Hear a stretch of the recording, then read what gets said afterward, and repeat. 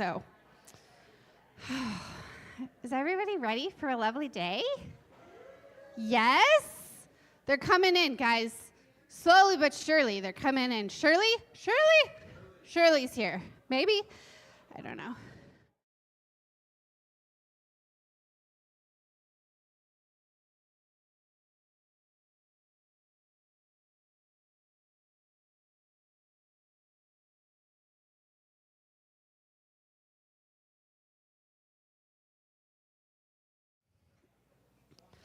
Thumbs up, yay!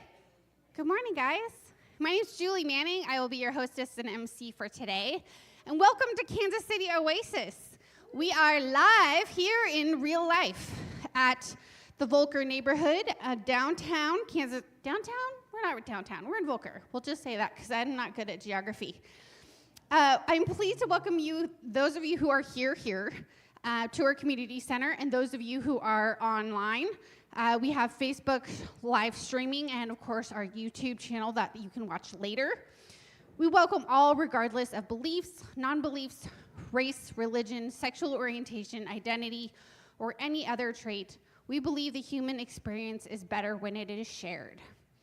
We gather around Oasis's 5 core values. People are more important than beliefs. Reality is known through reason. Human hands solve human problems. Meaning comes from making a difference. Be accepting and be accepted.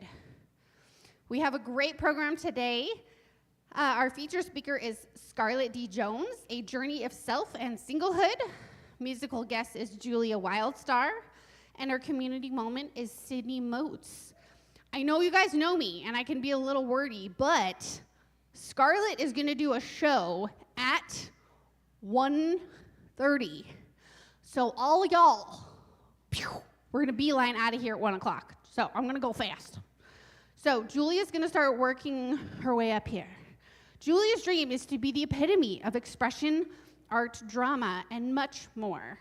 Her vibe is glitter, glam, unicorns, outer space, flowers, aliens, fancy dresses, fine dining, tears on a Sunday afternoon, broken bones, neon lights, and a bit of rock and roll.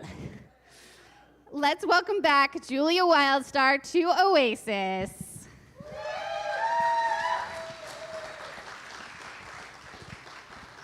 Thank you so much. I'm so happy to be back here today.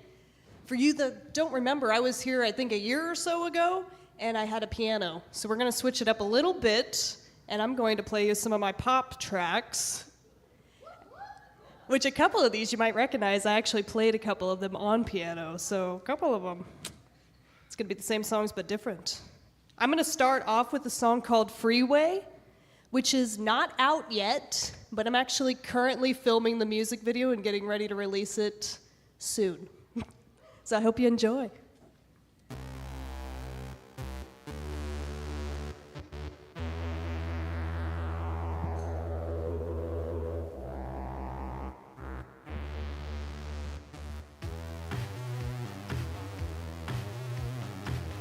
Is this not what you expected from me?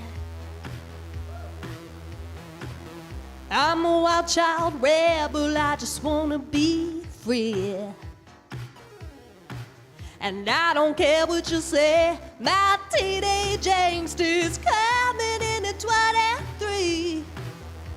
Better late than never, I'll be this way forever. Tear it all down, or bust out of this town, or fly down the freeway of life. Oh, oh, oh, oh, oh. You really got me going wrong. Oh, oh, oh, oh. You can try to catch me, you're too slow.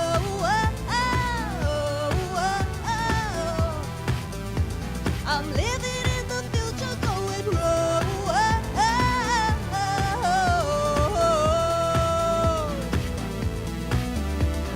Yeah, I'm a woman, yeah, I'm kinda young. Why's it to you? I won't be told who I am or what I can do. Well, society tells you everything, but most of it's not true. Well, you don't know me and you can't control me. Tear it all down, or bust out of this town. Oh, fly down the freeway of life. Oh, oh, oh, oh. You really got me going. Oh, oh, oh, oh. You can try to catch me, you can slow. Oh, oh, oh, oh. I'm living in the future, going right. Oh, oh, oh,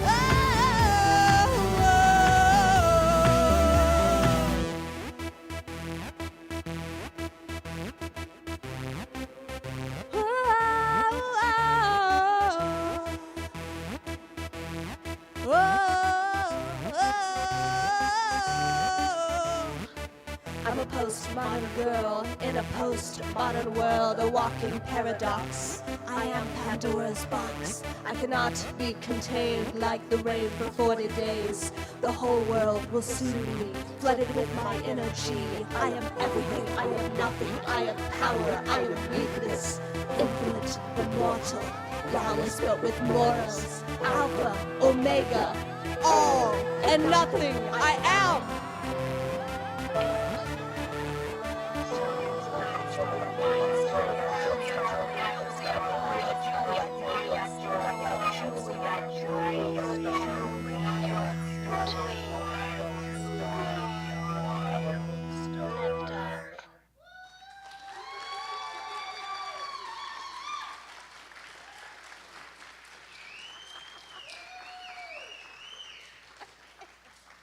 Thank you so much. Thank you. Oh my goodness. Oh my goodness. Well, I guess I have a second one. For now.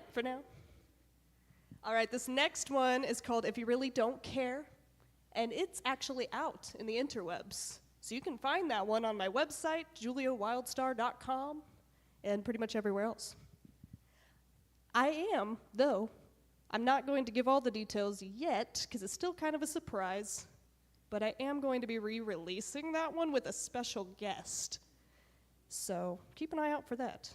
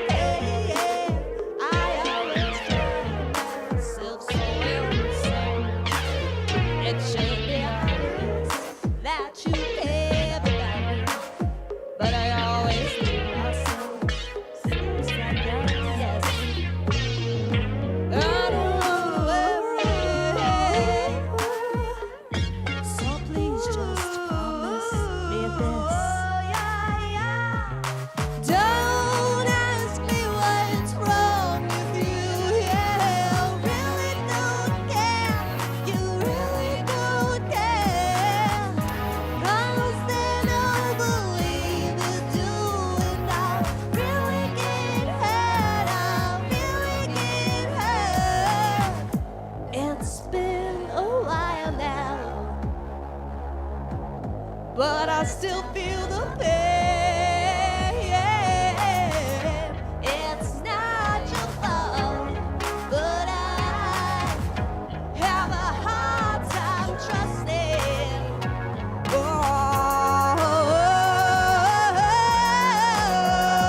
so don't ask what's wrong with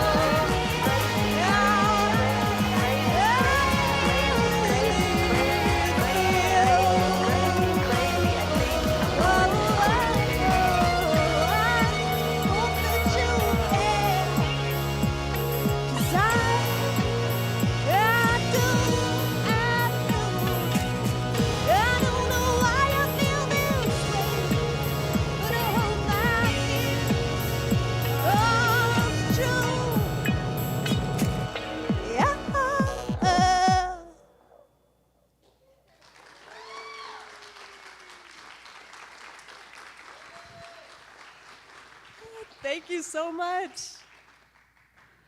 Is she just not so fun to watch? Like, what a great performer. Okay, more from Julia here in a little bit. Oh my goodness, so fun. All right, we've got a couple birthdays. Mark Dixon is today. So for those of you who know Mark online, give Mark a little text. Galen is tomorrow.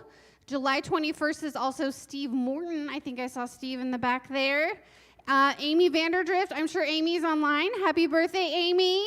And Ron Runke is on the 26th. So give all those people a shout out for happy birthday. If you have a birthday, be sure to let us know so that we can holler at you when it's your birthday, anniversaries, anything like that. We want to celebrate with you guys. And our volunteer of the week is Gilbert Moore. Gilbert, are you here today? No, crickets. Okay, Gilbert is instrumental in getting our building ready for use. His ongoing knowledge of all things related to building maintenance has really helped Oasis immensely. We are able to get and install the air conditioning system you are currently using because of his guidance. If there's a door sticking, call Gilbert. Drainage drains not draining, he's your guy. We want to thank Gilbert for installing a new furnace, his knowledge, and the time he has donated to Oasis. Another member who makes Oasis possible. So, big round of applause. Thank you, Gilbert. So if you guys see Gilbert, if you have him on text, make sure you guys send Gilbert a message and just say thank you for all the amazing work he does for Oasis. We have Oasis Book Club coming up July 27th, Clara and the Sun. We are going to be meeting at Prospero's Books, not at Oasis because of our fringe events, so be sure you are with those book club folks. Monday, July 28th, we have Les Mis. I think, is this after fringe stuff is over? I'm pretty sure. So, for those of you who like really long movies, bring extra snacks, because this is a long one. But, Les Mis, Will might be here. Maybe we'll skip this one, because it's great music, though. There's that. We've got a community moment. So, Sydney's going to work. Where's Sydney? You're right here. Oh, no, I didn't even see you. Okay, Sydney Moats, authentic, compassionate, eccentric. FAFO, for those of you who doesn't know what that means. Ha, ha. Here you go. Thank you. One sec. I'm going to get a timer going here really quick.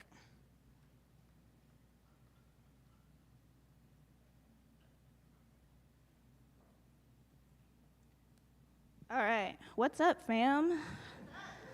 Hope everybody's ready and locked in for this awesome community moment we're about to have. Oh, go back. Oh no, I think I just backtracked and actually deleted the note I just had all my notes on, so now we are actually just gonna wing it. All right, here we go, guys. I'm just gonna give you guys a couple of highlights on how my life's been in the last 6 months since I left all of the Meta apps. And I want to start by saying I don't mean to come off as being on a soapbox or anything like that. I think that social media is a really useful tool when it is used correctly and is more regulated than it is now. So really, I just wanted to take a couple of minutes and tell you guys what that was like and how I came to the decision to finally let it go. And let you guys know that it really was like a personal choice. But at the end of the day, my goal today is to let all of you guys, hopefully give you guys some perspective on how valuable your time is and how valuable your attention is. That is really what I hope I get to you guys today.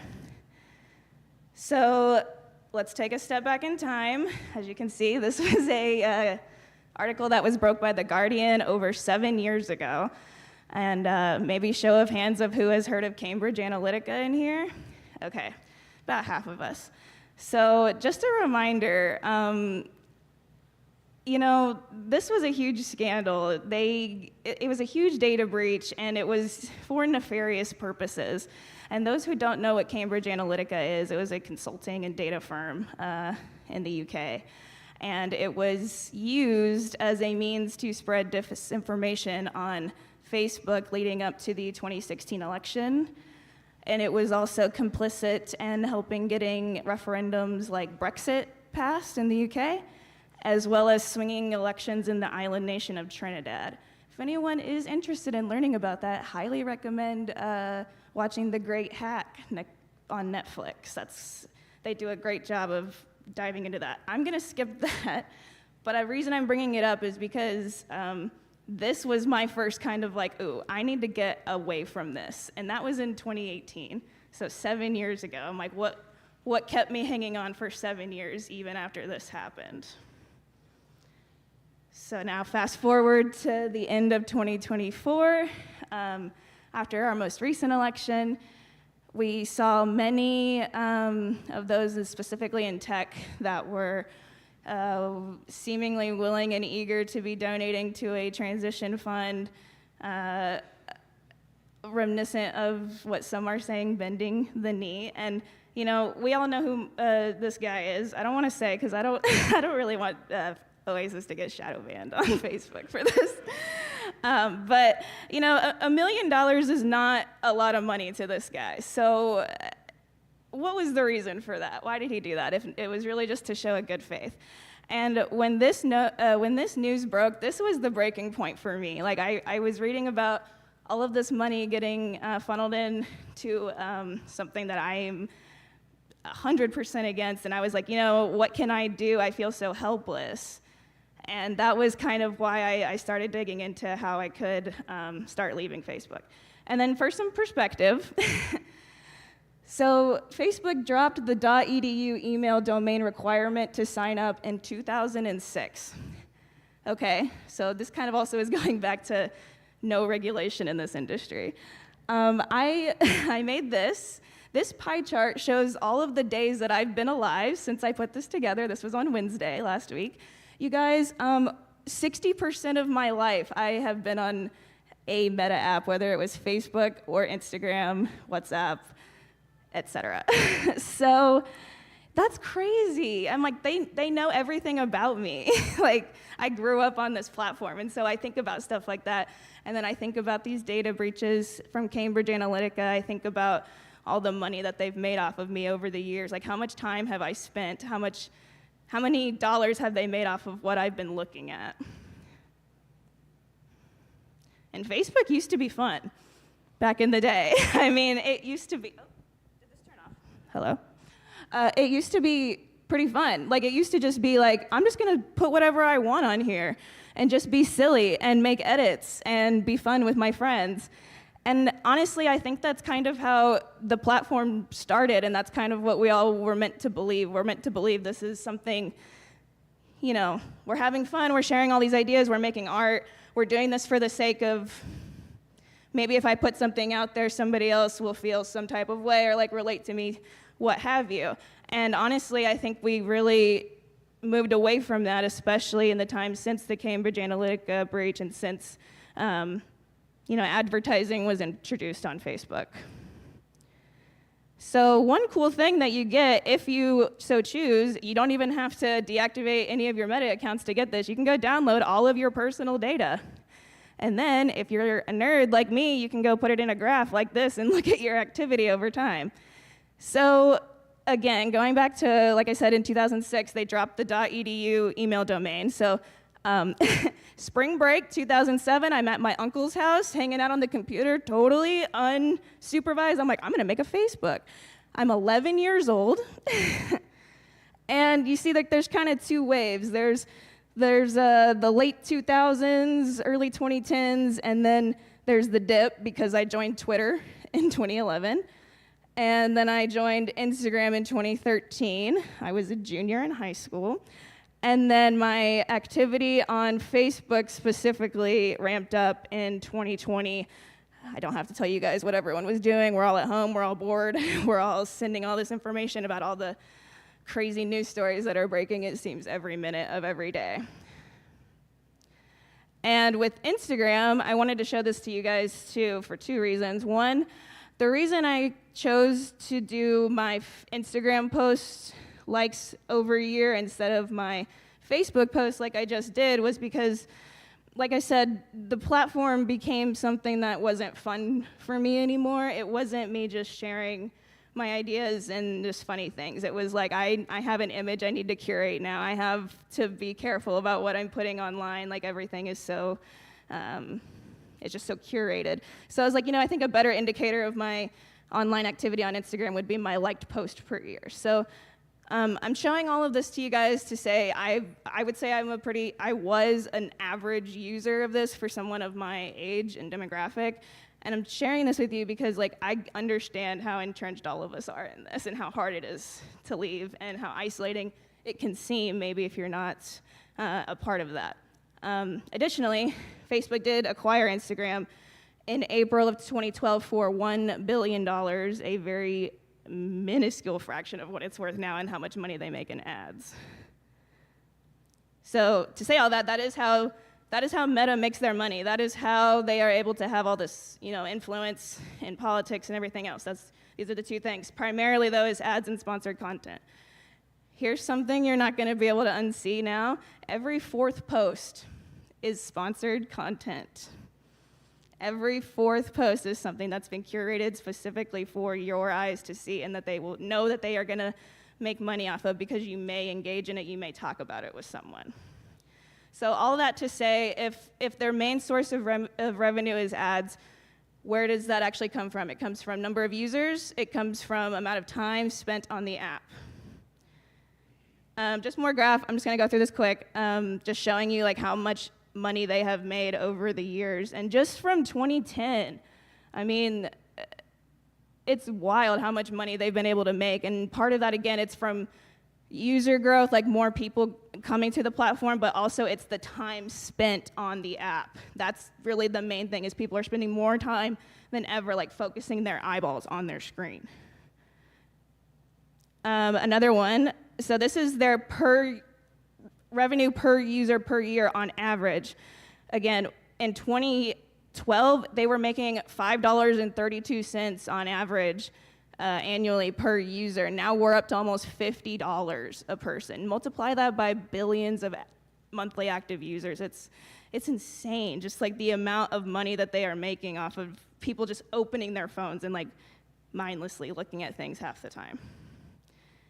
So how do you go from lizard person to whatever the heck this granola youth pastor look is? That's how they got there. It was from shoving all this sponsored content down everyone's throat and being you have to have Facebook to sign up for this thing.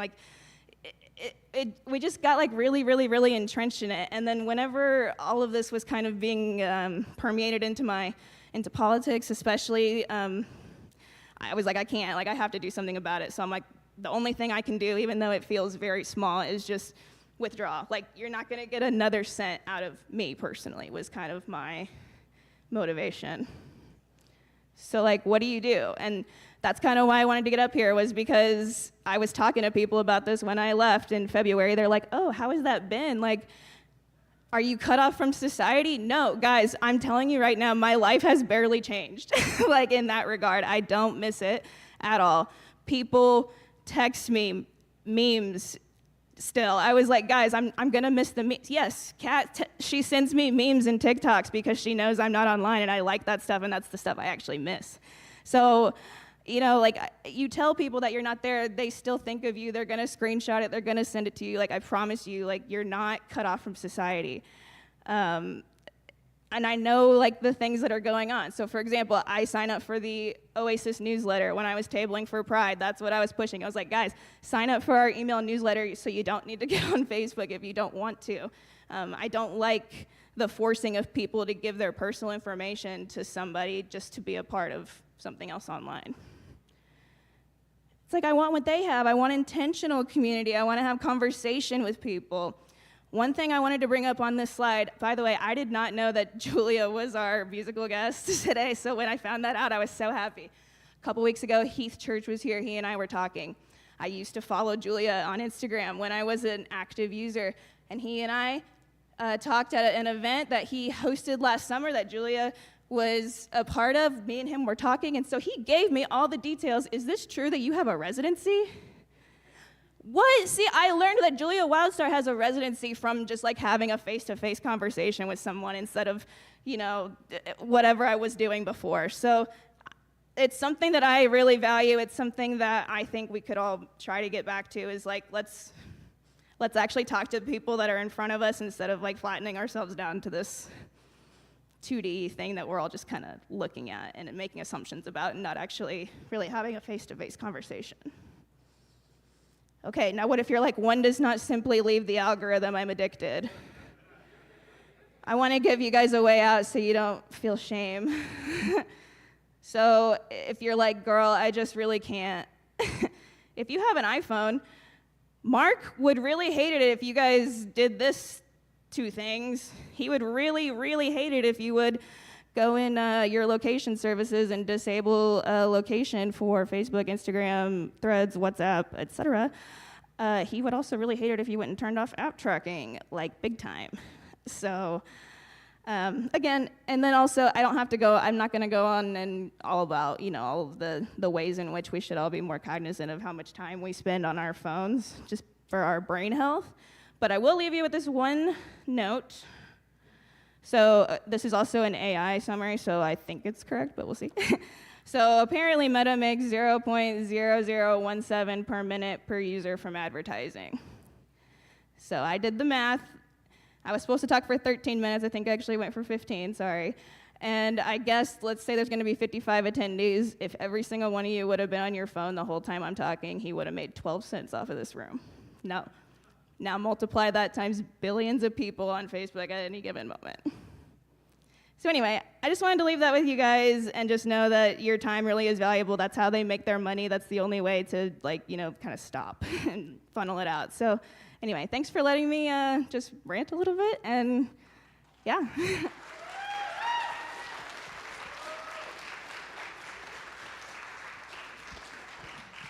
Thank you, Sydney. My kids have tried to talk me into letting them have social media, and I'm like, no. I'll send you the important reels, don't worry.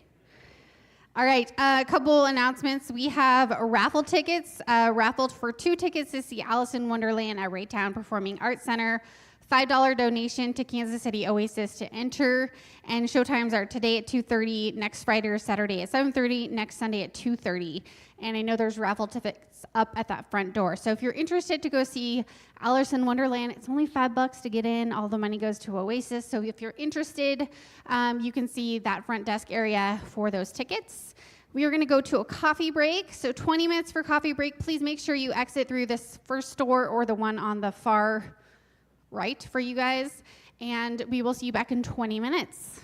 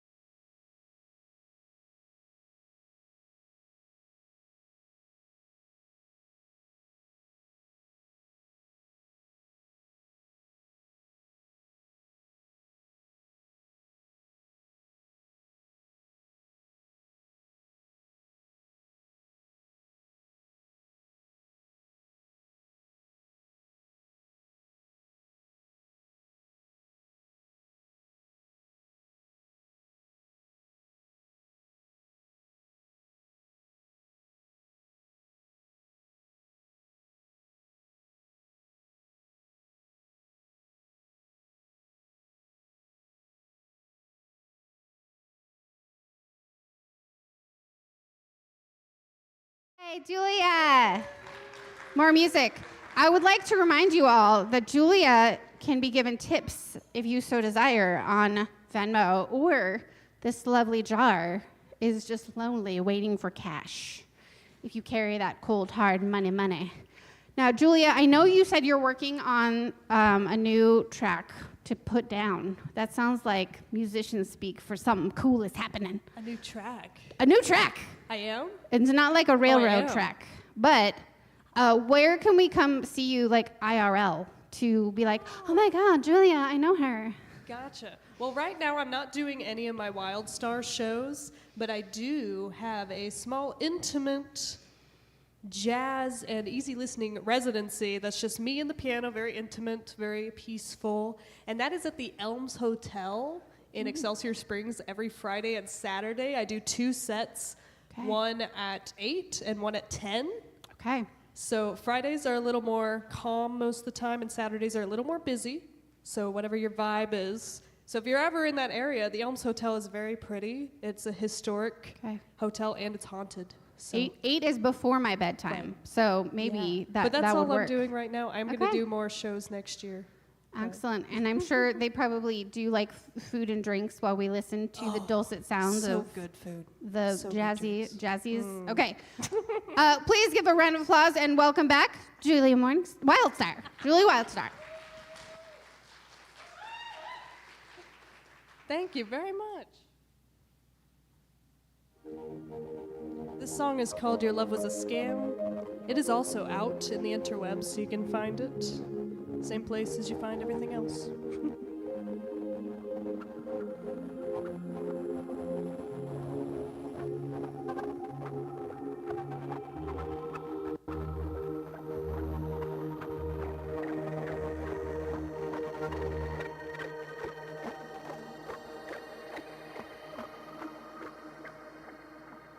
I can't even say your name. It makes me wanna run away. It really hurts, so why would I ever wanna stay? I feel as high as a plane, until something reminds me of you again. Yeah, la la la, it was such a scam if I ever seen one. Yeah, la la la, what was it even made of? Wasn't made of hate, wasn't made of hate in disguise, 'cause all I ever got from it was a broken heart and some beautiful lies. You would think something so wonderful wouldn't tear you so apart, but instead you left me for dead, all alone in the dark. Yeah, la la la, it was such a scam if I ever see one. Yeah, la la la, what was it even made of? Made of?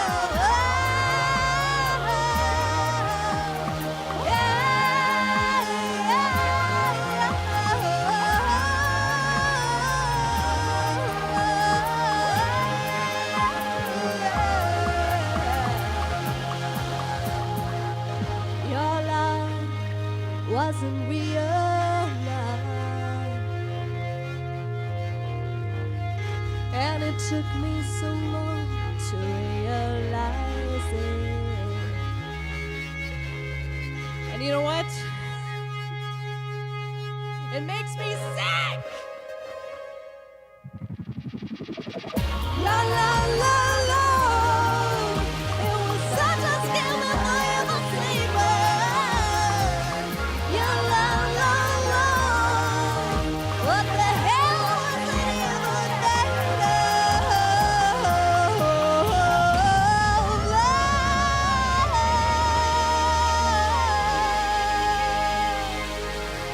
Yeah.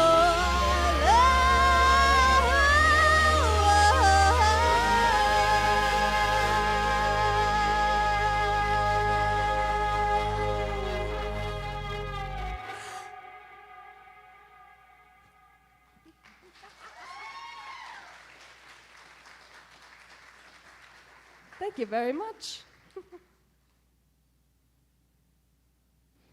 Oh man, I was like, oh wait, I gotta go up there. I was a little distracted.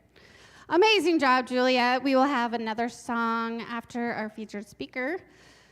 Quick speaker disclaimer, our program is designed to generate conversation and engage our powers of reason, not as a forum to start debates.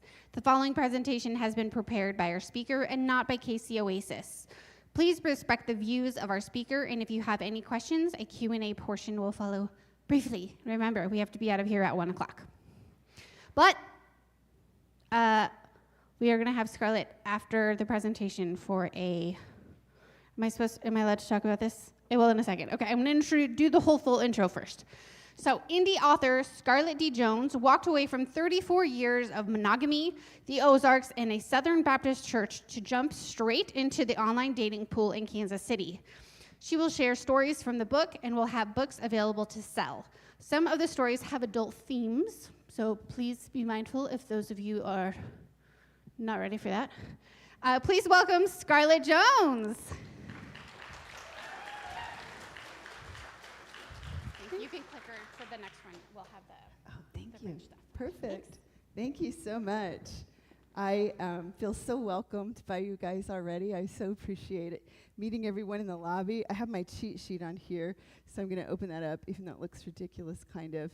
And Julia, how amazing to get to hear you today before. And I was sitting there thinking, and I was like, she kind of sounds like my former student, Chapel Roan, believe it or not, is one of my former students. It's in my creative writing class. But then I thought, no, it's Lady Gaga. It's more Lady Gaga than and so anyway, I really enjoyed that. Thank you so much for having me. Let's see what I did here. So I do have a show right after this, actually, at 1:30. And Kansas City Fringe, have any of you, I'd like to see how many have been to a Fringe show before. You guys are supporters. Thank you so much. It is, unjuried, uncensored art here in Kansas City. Kansas City has one of the best Fringe shows in the world, actually, for the amount of performers that we have, and we just kind of take over Kansas City during that week. And it's literally the only reason that I'm doing these things, or that the book even exists, is Fringe and the encouragement of that. So now that show that was added on the 26th is actually... So I'm doing Before Sluttery for these shows this week, the origin tale of the Year of Sluttery, essentially, because I have done the Year of Sluttery show so many times in Kansas City. I had done it 10 times, and I thought, well, you guys are maxed out on that. I'll do Before Sluttery. But they gave me an added slot, so next Saturday at 9, I will be doing the Year of Sluttery show for those who didn't get to come to it ever. So I was just going to tell you that, and it's right here. And the books are out on the table, and I've already signed them. It says Love Scarlett on it. If you want a personal signature, I'll write whatever you want in the book. So I am an indie author, so I'm just walking around with books in my car all the time trying to get people to buy one. They are at Prospero's, though. That is so awesome to have it there. What a dream. The best bookstore around. And then if you want to look up other stuff like... Instagram, I'm so sorry because we had that earlier, and I hate it too. It's kind of a necessary evil for the authors, but then you can look up my link tree. Okay, so I'm going to start reading a portion of the book here, page 134, that I felt was really appropriate for today, especially. I'm not sure I could have created a more perfect Sunday morning. It began with relaxing yoga at Yoga Patch, a place that didn't intimidate me. I am always the least bendy in a yoga room, but I had found a place I felt comfortable, a place that truly welcomed all levels of fitness and all kinds of people. It's Yoga Patch down in Waldo. Have any of you guys ever been? Oh, it's great. Okay. I got so much out of it that I overcame my fears. And I didn't care that I was the worst one in class. Always I'm the worst one in the yoga classes. I stopped to grab coffee and a breakfast sandwich at Crow's Coffee Waldo, a favorite cafe, on the way to my storytelling group. The group included 7 of us, 4 who flowed in and out, and 3 of us who were there every time. and because of them, I had found the joy in writing again. Sunday mornings had been so many different things through my life, but none feeding my body, mind, and soul the way this morning had. As a child, the First Baptist Church bus had picked up my sisters and me for Sunday school. We mostly learned about brave, holy men with a few sprinkles of women who showed us what to be and what not to be. Eve, whose rebellion lived on as a curse for all women. Ruth, who was a quiet hard worker. Mary, the virgin mother of Jesus. And Mary Magdalene, the impure woman who washed Jesus' feet with expensive oil in her tears. After Sunday school, we'd skip the regular service, traipsing out to the street corner where Dad would pick us up. Mom and Dad didn't go, by the way. They plunked us on the bus, and I'm thinking that they got busy on Sunday mornings. It's what I figured out later, why they sent us off to Sunday school, because they really weren't that religious. So we'd grab the Sunday paper before heading home to help Mom get Sunday dinner on the table: fried chicken, mashed potatoes, green beans, fruit salad, which was canned fruit with whipped cream, if any of you have grown up on that, white bread, and of course margarine, all washed down with sweet iced tea. Told you I was from the Ozarks. Sundays with the vexed hillbilly, who I ended up marrying. You'll hear more about him in a second. Had begun with me getting breakfast for the family, me getting the children ready, and then 3 hours of church. And then back home, I made Sunday dinner, similar to my mom, in that there was meat, vegetable, potatoes, bread, and country crock. Most Sundays, I'd read the paper and take a nap before the Sunday scaries would hit in the afternoon about work on Monday. Many of those years, I bundled the kids into the car and took them to Sunday night church, and then again Wednesday night, resulting in at least a half dozen hours of our free time spent learning how to be better Christians. After I left the vexed hillbilly, Sundays with Hoppy, Hoppy Sporty Sport, I was with the vexed hillbilly for 28 years, and then on my first date after leaving the vexed hillbilly, I stayed with this guy for 6 years. That's why I say I have a monogamy problem. And so Hoppy Sporty Sport is named for his love of Natty Light and TV sports. Okay, but he is a very sweet guy, and he does live here in Kansas City. Sundays with Hoppy were relaxing. We'd make a big breakfast, serving each other in bed the first few years. In later years, we'd make it side by side, and then I would cajole some sex from him. We'd watch football, maybe take a walk. But this kind of Sunday, where I gave myself the gift of yoga and my favorite breakfast, and then fed my soul with the creative sisterhood of the storytelling group, were the most fulfilled I'd ever felt. Except motherhood, nothing trumped time with my babies. So that's the first story. Now, people have been telling me for years, you need to go to Oasis. They would like to hear you talk on Sundays. And I'm like, really? Are you sure about that? Because, this is kind of a divisive thing that this year of sluttery stuff can be. And in fact, some of you may know, I didn't ask him if I could throw his name out here, but I don't think he would care. Christoph, I think, used to go here. He's moved now to Michigan, and he told me that I needed to come here. I dated him, I think it was the summer right after COVID we dated, and then he moved off to Michigan. And as I was looking at your core values, because I was curious about what you guys had, and I saw the reality is known through reason, and I went down this rabbit hole thinking about that, thinking about reason, and it was really fun. It was a fun rabbit hole yesterday. I've been thinking about what I wanted to talk to you guys about for 2 weeks and taking notes and mulling this and that and this and that. And so I was thinking about when I was in high school and middle school, whatever, when I was a kid, I got this nickname from my sisters, which was Miss Technical. And it wasn't technical as in like engineering or anything. It was because I was very picky about logic, and I wanted everything to be logical.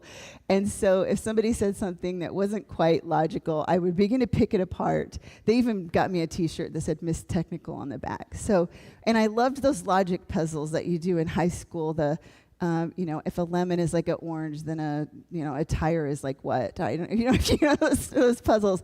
So I thought I was supremely logical and philosophical. I went off to college at SMS is what it was called when I went there, and made the huge mistake of taking philosophy as a freshman because I thought I was so logical and smart. And I sat in that class, and people around me talked about philosophers, and I had no idea what was going on. I somehow eked a C out of that class, no clue what was going on. So I actually wasn't quite as logical and knowledgeable about reasoning as I thought. My next story I'm going to do, and I am headed to the home of this icon, Mary Tyler Moore. I headed there next Monday, actually, to do Minnesota Fringe. It's in Minneapolis. They call it Minnesota Fringe. But Mary Tyler Moore, that's this story. So is it okay if I say the F word? Can I say the F word or not? Should I? Yes. Okay. That's okay? All right. The title is Mary fucking Tyler Moore. Okay. If you're over the age of half 100, you probably remember the Mary Tyler Moore Show. Opening credits, Mary's in the big city now. She looks up at the skyline with her signature toothy smile and spins, throwing her hat up in the air. She don't care who sees it. She's fucking happy to be out of small town USA and in the big city. I love that show so much. If my parents knew how that show would influence me, I'm betting they'd have turned the channel back to Little House on the Prairie and the Waltons.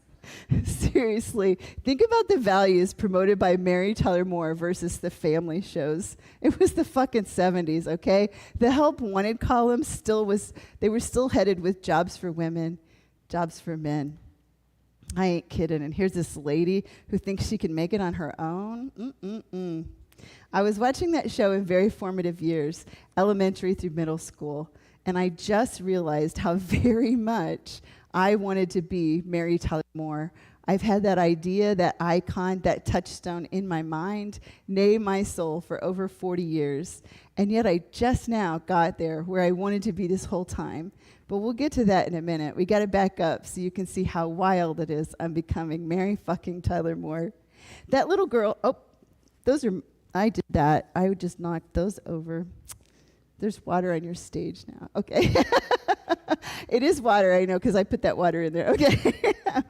The little girl watching that show back in the 70s, she was sitting smack dab in the middle of a 400-acre beef cattle farm over 5 miles from small-town Missouri. 5 miles is a lot for someone who's not allowed to ride her bike out of her mother's eyesight. 5 miles is a lot when your mother got her driver's license at the age of 30, because why would she need it before that?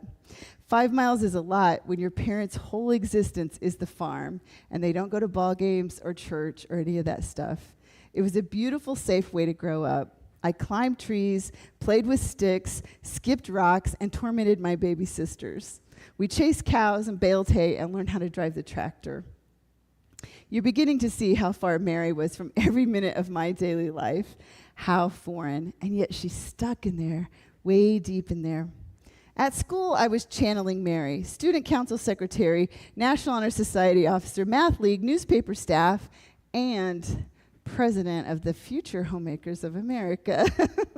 Now, that's not very Mary Tyler Moore, you're probably thinking. I mean, homemakers? Now it's called FACS, Family and Consumer Sciences, because ain't no one wanting to be the homemaker anymore. Hell, I was president of Future Homemakers of America, and I didn't want to be a homemaker. Now, our town's claim to fame was that Paul Harvey, how many of you know who Paul Harvey is? Oh, yes, Queen, okay. He's a radio dude. He had this beautiful voice, and we listened to him every day. He had recently mentioned us on his national radio show because we had the highest per capita teen pregnancy rate in the country at the time. Mount Vernon, Missouri. Now, no boys wanted to date this career-minded feminist in rural Missouri until a good old boy noticed me, a former captain of the football team. No way. The captain of the football team wants to go on a date with me? I didn't think about the fact that he'd been a big deal when he was in school 3 years before. I didn't think about the fact that 3 years after graduation, he was still cruising the loop in our small town, working full-time and living at home where his mommy was still picking his underwear up off the floor. Yep. I put him right up on a pedestal and lost my Mary Tyler Moore card.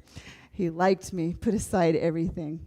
Now, at home, my parents went into full-on fear mode that the big bad world is going to hurt me, and holy hell, she's dating a hillbilly, which is valid, okay? They clamped down and mocked me incessantly, which makes an 18-year-old settle down and do what you want, right? It makes them chase more toward that thing. It makes you wilder and strain more toward that. Now I can see why they were freaking out, but then, nope. I married the vexed hillbilly to escape their rules, even though I'd already escaped to college. He got a ring on it before I realized. Nobody was building me up. Nobody saw who I really was and encouraged me. In their defense, I didn't even know who I was because I was only 19 years old. Not a great time to make lifetime decisions. I lost Mary, and I went very far away from her for 25 years. Marriage was devastating. Just a few months after walking down the aisle, I realized it was a mistake when I wanted to flirt with cute guys at the lumberyard where I worked, and I couldn't. In year 2, the vexed hillbilly yelled at me for buying a $1 whisk. Now, granted, with inflation, that would be $5 today, but still. I also learned he didn't like shenanigans of any sort. We just planted some flowers outside of our new trailer home located on his parents' farm. I squirted him with the hose thinking it would be like the movies. He was supposed to grab the hose and squirt me back and we get all sexy, steamy. But instead, he exploded in anger, yelled at me, and stomped away. In year 3, I left the vexed hillbilly, but then a Southern Baptist counselor pastor told me I'd made a promise to God, so I went back for 25 more years. I became fully immersed in the Southern Baptist Church, Sunday school teacher, youth worker, choir, church nursery, vacation Bible school teacher. I even wrote an entire vacation Bible school curriculum one year, and I was a director, and I taught one of the classes. And then I just threw it away. I didn't sell it or anything. What an idiot. Okay, moving on. I was listening to sermons about how we should remain under the umbrella of the authority of our husbands, so if anything bad came down the pike, we would be protected. What the fuck logic is that? I don't know. It didn't work. I birthed 3 kids whom I love with my whole heart. I became a teacher. I've had the privilege to teach over 2,000 young people. Mary was always there, although she did have a potty mouth always. In 2009, I went through the National Writing Project's Summer Institute, and we learned to free write. And I began writing down my thoughts and my dreams for the first time in my life. I began to think of divorce, and it took 4 years, but I wrote my way out of the marriage and left the vexed hillbilly. I was living in Springfield, Missouri until my son graduated, which is not a big city at all. But I was running. I had decorated my house so cute. I was writing. I wanted to flirt and have some sex already. At dinner one night, I asked my 2 girlfriends how to meet people. Do you just go up to men in the grocery store, the gym? What the hell do you do? One said, and now this is 2013, okay? One said, plentyoffish.com. And the other one was like, no, don't do it. I was like, you shut up. What's this thing? I downloaded it immediately when I got home, and I had 150 likes the next day. Now, granted, a lot of them look like, serial killers, like hillbilly serial killers. But I, swiped through, and I found Hoppy Sporty Sport. I went on my first date with him because he asked, and he was funny. We were not impressed with each other on the first date, but the second date was at his house. And when he came to answer the door in that backward baseball cap and gym shorts, I was done, you guys. I fell so hard. I never went out with anyone else. So in case you missed that, 2 months after leaving my 28-year marriage, I went on a first date and stayed with him for 6 years. What the ever-living hell. I put him up on a goddamn pedestal because he was 10 years younger than me, and he was so cute. Tall, but not too thin, a former redhead who'd grayed up in a good way, and he's kind, and he had a drinking problem, and perhaps he was depressed. When I look back at my decision-making process, I'm amazed at how I'd never put myself on a pedestal, only everyone else. I'm glad I have those 3 complicated, intricate adult children. God, I love them. And without them, it might hurt a lot more to think out of all the years I missed out on living my merry dreams. But here I am. I'm leaning in. I'm beginning to see I was always her. I'm living in the big city. Yes, Kansas City. I walk around and take photos of the buildings. I have a posse of Rhodas and Murrays. I ate Easter brunch by myself at a sidewalk table near the river market, and I'm happy. I'm working on keeping that balance, keeping who I am, figuring out who I am, and enjoying the hell out of all of it. I've learned no one is worth losing Mary. I don't ever want to lose her now.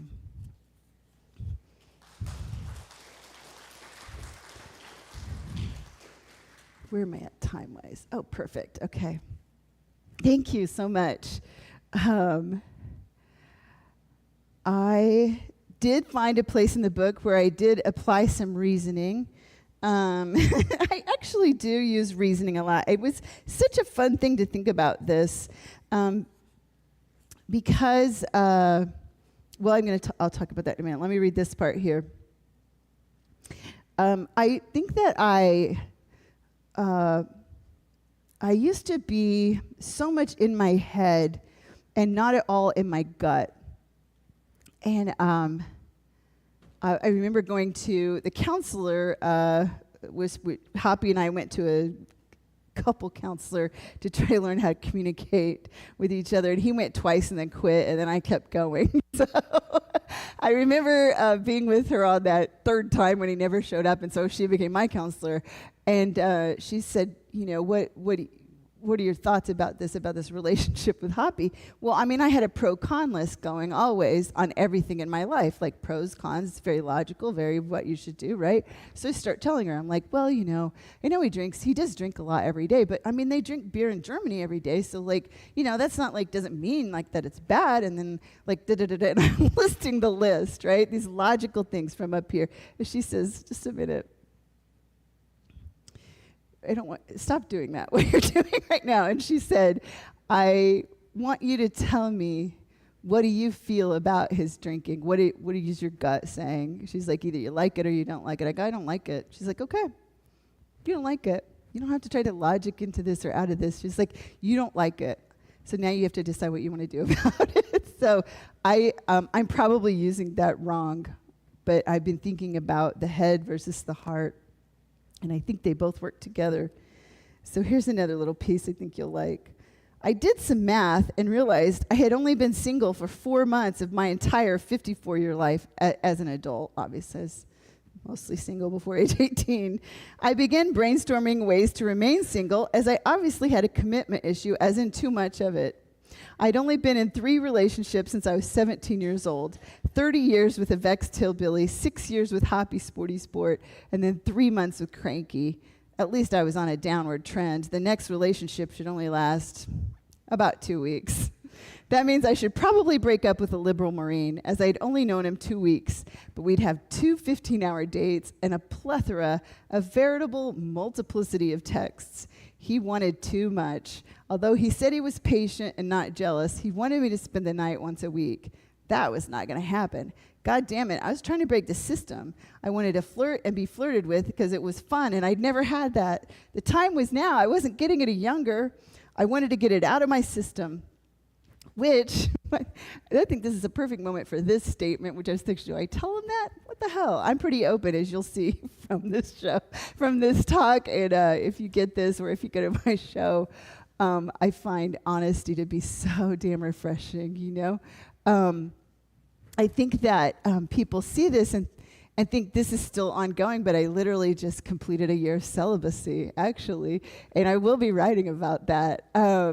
And I am always on a journey of growth, of what serves me in that moment for my growth. And the year of sluttery did that year, and then this last year, a year of celibacy did. So I did break it this spring. But anyway, moving on. We won't say with who, will we, Sarah? Okay, I went on a 90-day trip. It might have been one guy in Italy and then one guy in Greece, or Malta, not Greece. Didn't get anybody in Greece. Anyway, moving on. So, and I will write about this. Break the system. The time is now. I'm not getting any younger. I hoped eventually to have a relationship with someone who continued to flirt with me. I wanted to get to know lots of different types of men. I like men. Some men are dildo heads, but many are pretty interesting, and I just think it's fun to meet them. I didn't have the energy for maintaining a relationship, but why did I have to? I wanted to have lots of sex. I was enjoying sex. It was kind of like yoga, I think, or it had felt that way several times over the last few weeks. So I crafted some rules. I used my reasoning, along with an update on my progress. Number 1, no staying the night. This is going to be hard, but it's important. Get some and get out. Wake up in my own bed alone and do my thing. The staying the night leads to breakfast, which leads to spending the day, which leads to too much too soon. I bet some people have experienced that in here. Number 2, wait 1 year to start anything remotely relationshipy, maybe more. Number 3, to keep things from becoming relationshipy, only do hookups or established FWBs, friends with benefits. No real dating. But wait, what's a date? What's an FWB? It says friend, but are you a friend if you just have sex? But then if you do friend stuff, you're dating, aren't you? Help.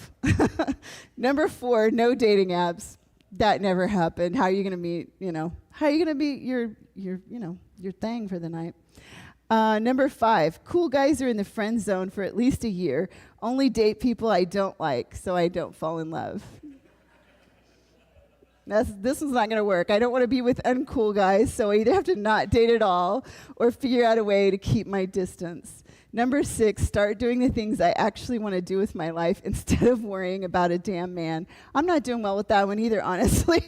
I find myself waiting for texts to feel validated, which makes me think I may have to drop all this and just be a person without men for a while. But can I do it? I have so much fun with it. If only I can keep it in perspective. Why can't I?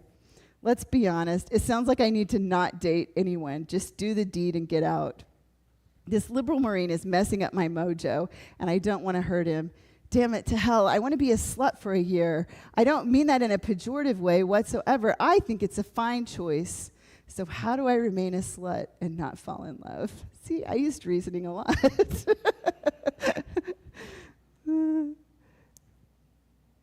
Okay, how am I doing? 25, perfect, okay. Okay, I know what I'm going to do. This is really important to my year, so I have 2 things left, but I can only share one, so I'm going to do this one.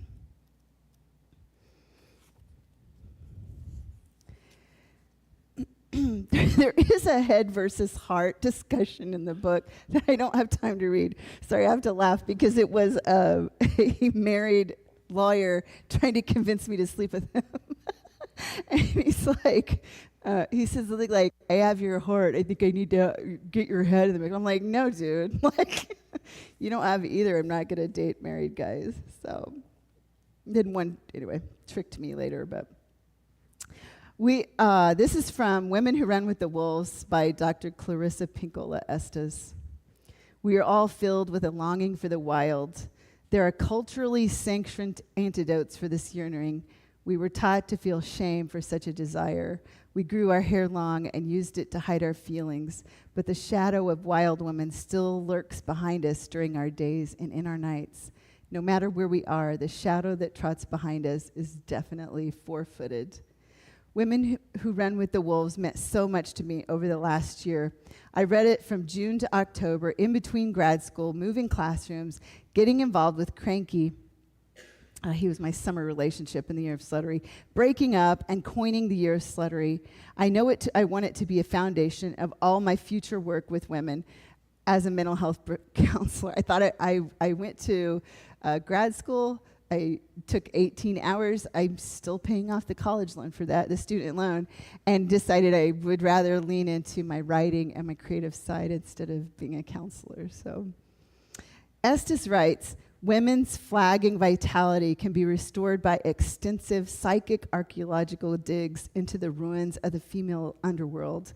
We are working to get to the natural state, the way we are to be, living our true wildish selves, listening to inner wisdom, honoring the female intuition. The book Pussy, A Reclamation by Regina Thomas Sauer has a message that goes hand in hand, or hand on pussy, depending on how you want to look at it. Trust yourself. Dig deep and honor and listen to your female spirit. She has your best interest always more than anyone else. She knows things you can't even put in words. That's okay. Listen to the intuitive wisdom. Estes writes of how we lose this very easily, in fact. It's not promoted by society whatsoever. The male strength, the patriarchy, is honored in our culture. The feminine is demeaned at every turn. What is used to call someone a coward? Pussy. Shouldn't it be scrotum? As that's the most sensitive area. The pussy takes a pounding and strong as fuck, but those damn scrotums are little babies and shrivel up at the cold, poor things. I'm not here to trash men and scrotums. I adore men and their dicks. I'm here to reclaim my wild feminine, my pussy wisdom, and encourage every female I come in contact with, however that is, to reconnect with her alpha matrilineal being. I'm going to skip here because this is a lot. I love her. This book was amazing to me. Okay. Estes says it so well. When women reassert their relationship with the wildest nature, they are gifted with a permanent and internal watcher, a knower, a visionary, an oracle, an inspiratress, that's a hard word to say, an intuitive, a maker, a creator, an inventor, and a listener who guides, suggests, and urges vibrant life in the inner and outer worlds. This isn't religion, but it's psychology, a knowing of the soul, us fully connecting with who we really are. I can see it as the reason I lost myself in trying to get Hoppy to love me so much. I was glowing the day I met him. I know because I have a professional photo from that day, my editor photo for a magazine. I'm beautiful in it, and yet he told me my skirt was frumpy. Not on our first date, but within a few weeks he said it. I wore some favorite boho-style sandals with multiple chains to his house for our first date. He mocked them, and I got rid of them, and the frumpy skirt. Is that his fault? No, it's mine. I did that. I should have taken my beautiful smile and the beginning of my new life and worn that cute skirt and crazy sandals and walked away. I severed any tie I was making with my wildish feminine that I had begun when leaving my soul-killing marriage. It's what I've been working on in this year, connecting to that feminine wisdom inside me. Estes ends the introduction with the idea that story is what can reconnect us. Story gives us connection to the wild woman inside. Let us sing her flesh back onto our bones, shed any false coats we have been given, don the true coat of powerful instinct and knowing, infiltrate the psychic lands that once belonged to us, unfurl the bandages, ready the medicine. Let us return now, wild women laughing, singing up the one who loves us so. Thank you.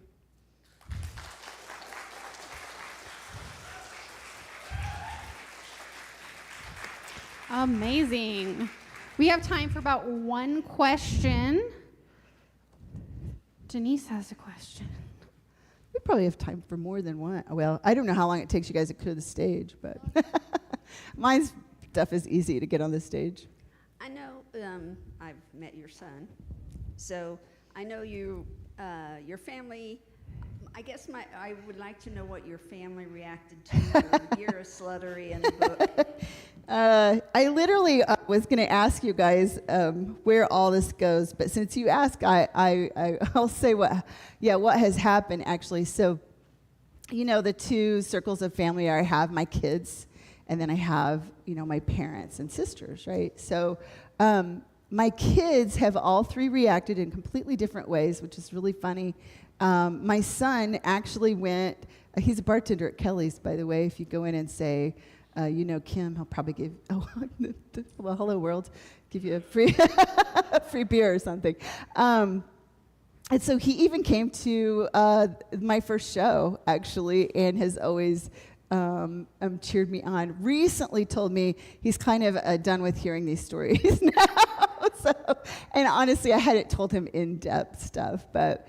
and then my oldest bought the book, put it on her shelf, but did not read it, just said she'll read it when I die. And so then the middle daughter, she looked through the book and found I mentioned her a couple of times and didn't like this one mention, so I had to take that out, so that was the middle daughter. Now, my one sister is in the book as Sister. She's my best friend, and she was my she was the person I would say, I'm going to this guy's house, here's his address, here's his photo, in case I die, call the cops. You know, you got to have that person if you're on online dating. But yeah, my parents, I did not tell them about the book or the show. And my gay friends have compared this to a coming out, actually, in that I would go home and worry if they knew about it, how would they feel?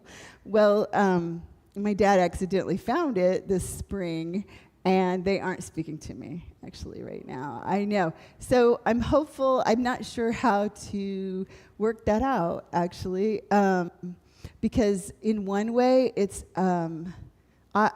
since I left the hillbilly, honesty and living and being fully who I am is just so important to me, because it was so hard to not do that for so many years, and it just broke me inside. So when I left him, I think there's a part of me that just can't go back to that kind of thing. And so, yeah, I'm getting more and more used to people have very strong reactions to the book. In fact, I don't think this person's here, but because it was a Fringe person and not an Oasis person, but on my first night, the usher said, "Oh, I was worried when I saw the word sluttery, but then I saw before sluttery, so I thought it would be okay for me to be here." I thought, oh, wow. So I, instead of taking it now as a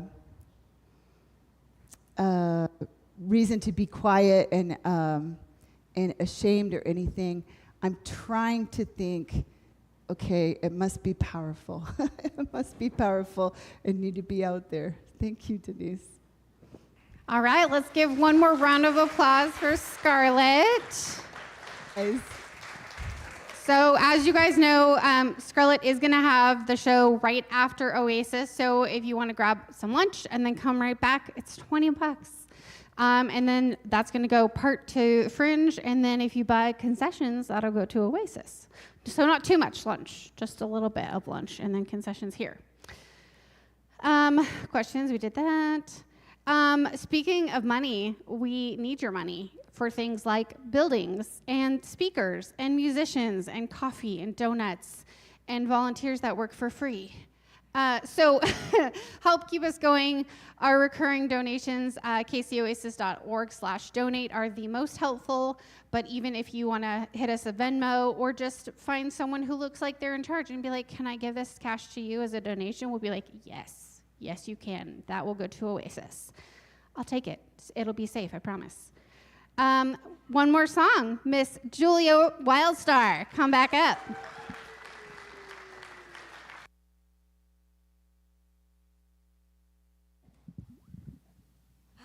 Well, oh my goodness, that was amazing. That was beautiful. That was powerful.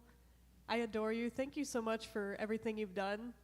That is so strong of you and just so brave. And it makes me even more proud to be a woman. So I appreciate you. This last song, I thought it might be perfect for today. I'm hoping I'm right. And this song I actually just released in January of this year, and it was my very first music video. So if you want to check it out, please go on YouTube. I would love if you'd watch it.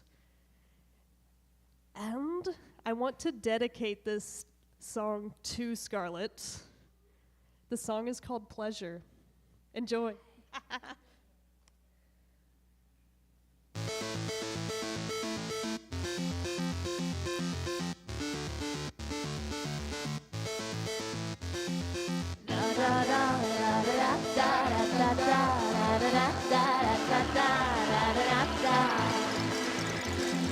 I've never met someone quite like you, making me wanna do things I never thought I'd do. But you know exactly what you do to me. You have strategy, put it onto the right strings. You seem to know a lot of things, and I'm sure you have experience. I want you to enlighten me. 'cause I'm in a better culture shock. La la la la la da da da da la da da da da la da da. Take me,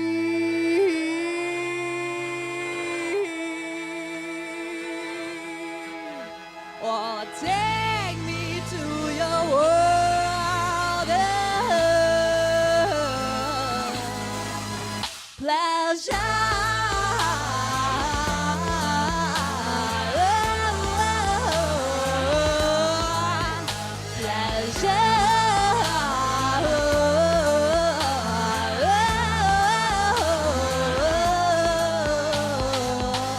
Take me to your dimension of forbidden fantasies. I want to feel your presence all around me. There's no going back now. I've already seen the light. And if it's wrong to feel this way, well, I don't ever wanna be right.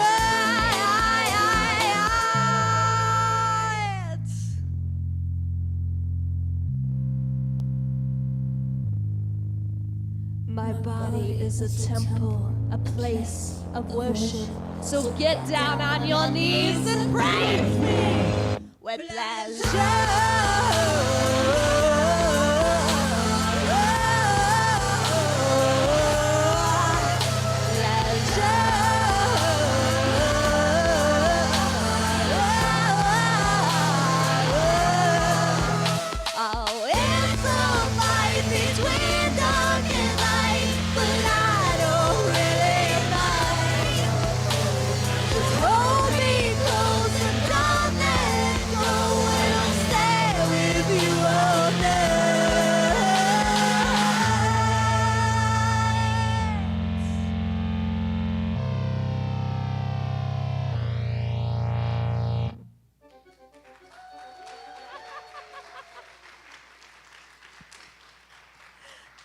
Thank you so much.